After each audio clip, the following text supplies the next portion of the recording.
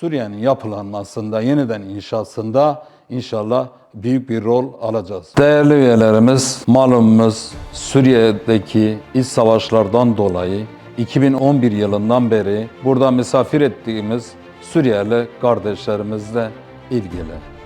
Malumunuz, biliyorsunuz, Suriye'de yönetim değişti. Bu yönetimin değişmesiyle birlikte misafirlerimiz yavaş yavaş ülkelerine tekrar geri dönmektedir.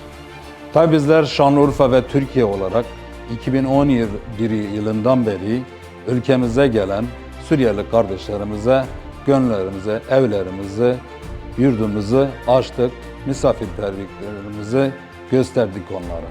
Bunlar da zamanla kendileri iş sahibi oldular, bazı sektörlerde çalışmaya başladılar, hayatlarını devam ettirdiler. Bugünkü konumuz da Suriyeli misafirlerimizin geri dönüşü. Suriyeli misafirlerimiz geri döndükten nasıl etkileneceğiz? Ekonomimiz ne şekilde etkilenecek?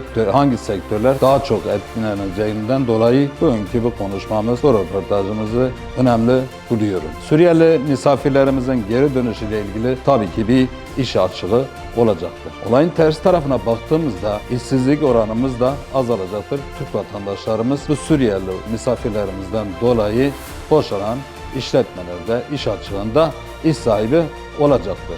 Kalifiye personel anlamında bizler iş dünyası olarak tabii ki sıkıntılar çekeceğiz. Bunun önlemini almak için bizler Şanlıurfa Ticaret ve Sanayi Odası olarak Mesleki Edindirme Okulumuzda göstermiş olduğumuz faaliyetlerde, eğitim kurslarında bu iş açığını, kalifiye personel açığını inşallah kapatacağız. Burada en çok emeğe dayalı sektörler ve inşaat sektöründe iş açığı olacağından eminiz.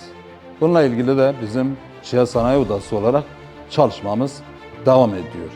Tabii ki en önemli bizi sevindiren konu da Suriye'de iç barışın yaşanması, bir daha böyle savaşların olmaması, şu anda mevcut olan ufak tefek çatışmaların son bulması, Suriyeli misafirlerimizin ülkelerine döndüklerinde huzur ve barış içerisinde yaşamlarına devam etmeleridir. Bununla birlikte biz Suriye'de tam yönetim oturduğunda, yönetimler kurulduğunda sınır ili olduğumuzdan dolayı sınır ticaretimizin artacağından eminiz.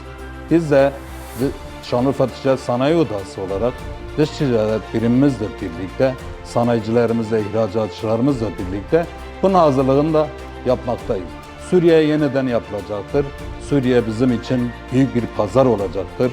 Hem kültürel bağımızdan dolayı, hem akrabalık bağlarımızdan dolayı, hem de yakın mesafe sınır ili olduğumuzdan dolayı bizler inşallah Suriye'nin yapılanmasında, yeniden inşasında inşallah büyük bir rol alacağız. Şanlıurfa ve Şanlıurfa Ticaret Sanayi Odası olarak bizler aktif rol alacağımızdan eminim.